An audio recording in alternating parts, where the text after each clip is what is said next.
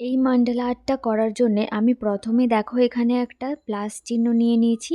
এরপরে ওই প্লাস চিহ্ন বরাবর আমি একটা সার্কেল বানিয়ে নিয়েছি। সার্কেলের মধ্যে আমি একটা লোটাস ড্র করছি। লোটাসটি দেখো আমি একদম এর মাঝ বরাবর ড্র করেছি। লোটাসটি ড্র হয়ে গেলে আমি এই লোটাসের ভেতরে শেডিং করে নিচ্ছি। লোটাসের দেখো আমি পাপড়ি এবং ভেতরের যে অংশটা আমি পুরোটাই শেডিং করে নিয়েছি।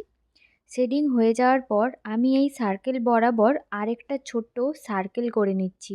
একদম একদম ছোট গ্যাপ রেখে আমি এর পাশ দিয়ে সার্কেল করে নিয়েছি। লাস্টের সার্কেলটাতে আমি দেখো হামস ক্রিয়েট করছি। এই লাস্টের সার্কেলটাতে পুরোটাই আমি হামস দিয়ে ভরিয়ে দিয়েছি।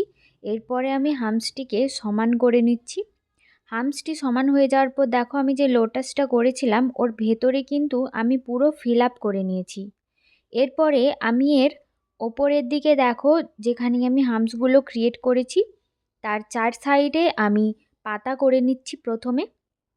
প্রথমে ডান্ডি করে তার মধ্যে আমি পাতাগুলো তিনটে তিনটে পাতা করে নিচ্ছি।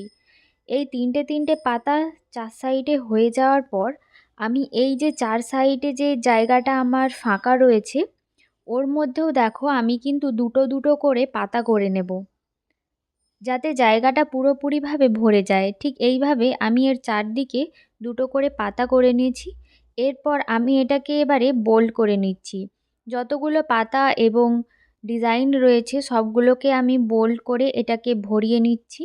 আর এরপরেই আমাদের এই মান্ডালাটা তৈরি হয়ে গেছে। এই মান্ডালা আর্টটা তোমরা হাতের তালুতে কিংবা যখন তোমরা ব্রাইডাল স্টার্ট করবে সেই স্টার্টিং পয়েন্টেও ইউজ করতে পারো। দেখো মান্ডালাটা কত সুন্দর লাগছে।